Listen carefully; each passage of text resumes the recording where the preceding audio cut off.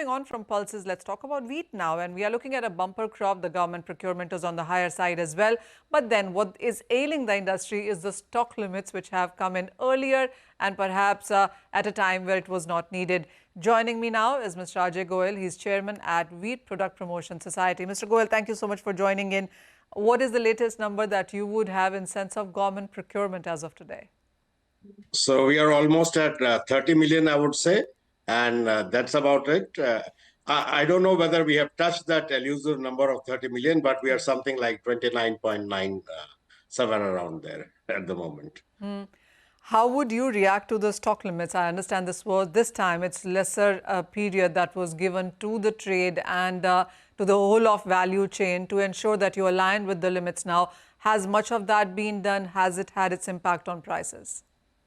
So it's really unfortunate, in spite of the government declaring a bumper crop, one of the highest procurements, and overall the message being conveyed is there is sufficient wheat in the country. We are quite self-sufficient and there is no need of imports. So there are basically four players in the wheat market. There is the farmer, there is the trader, there's the miller, and of course there is the government itself through the Food Corporation of India. And on a farmer, there is no stock limit. He has the right to hold his produce and sell it whenever he desires. As for millers are concerned, they have a limit of almost 70% of their annual capacity. And of course, the government cannot be functioning with any sort of limits. So it is the trader who is actually servicing the SMEs, creating the supply chain logistics, the trade credit, the storage, and such a vast country where wheat is harvested and procured or made available in so many places. It's the trader who participates and keeps the grain for the rest of the year.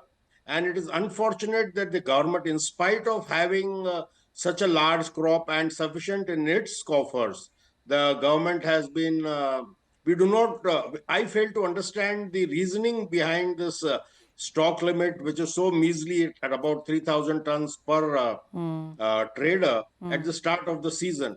So probably the government doesn't know of something which either the trade and industry doesn't know, or it should disclose the reasoning. Well, Mr. Goyal, would you say that all of last couple of years, the trade has been asking for import of wheat? So this is the time the government is ensuring that there's no import and there's enough wheat perhaps available. I want to take a leaf out of what you just said, that the farmer is exempted from stock limits. Would that I wouldn't say it's a loophole, but would you say farmers have perhaps the capacity to hold enough wheat? Yes, why not? That has been visible in the past 2 years, especially in states like Uttar Pradesh, where you have seen arrivals almost all around the year. Of course, in MP, the price by the government was very lucrative, so I do not think anybody is holding it back, farmer.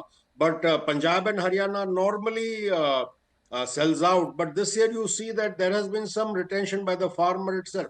And UP is a classic case where you have the farmer bringing in the produce almost all around the year. Mr. Goyal, what's your sense also on the demand going forward and the prices therein? So right now it's too early to make any specific call on demand. The demand of wheat products is normally, plus minus 10% round the year, more or less on similar lines, because this is one of the staple parts of the diet. But it is hoped that, demand will improve over time in the next few weeks, few months, because we normally see that the summer months are the low demand months. After that, it's quite a decent, robust demand. You haven't As far seen as prices are concerned, I think right now, the next 2 or 3 months, I do not see any surge. And there is a big hope that the government is going to start its open market sales scheme early this year. How are you also looking at the export part of it? Because, every time that the government has talked about a bumper crop or even stock limit for that matter, do you at all see a probability of wheat product export?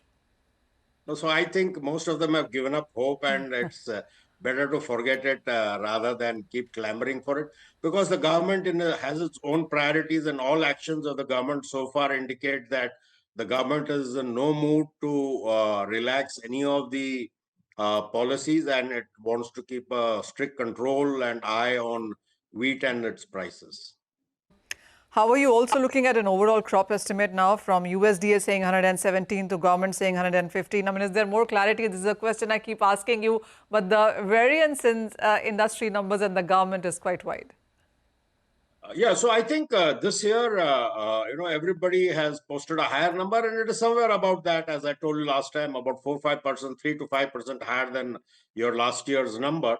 And we are definitely in a zone of 105 to 115 million tons. Mr. Goyal, also going forward from here, what is it that you see government working on in sense of wheat there? So I guess the next action of the government will be announcement of the OMSS scheme, and it is hopeful that by next month, that is July, the government will kick off the scheme for actual users and millers. So you do not see the prices going higher in the next 2 to 3 months or forward because, as you said, the OMSS will start kicking in.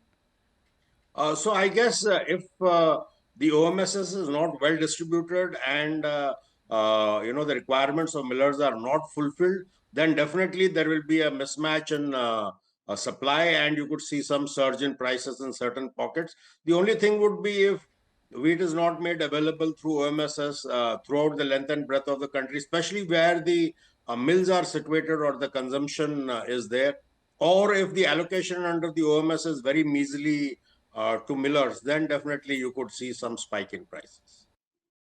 One final question, and this is on the overall demand and the consumption that we've seen in wheat over the years. And what's your sense on the pattern going forward?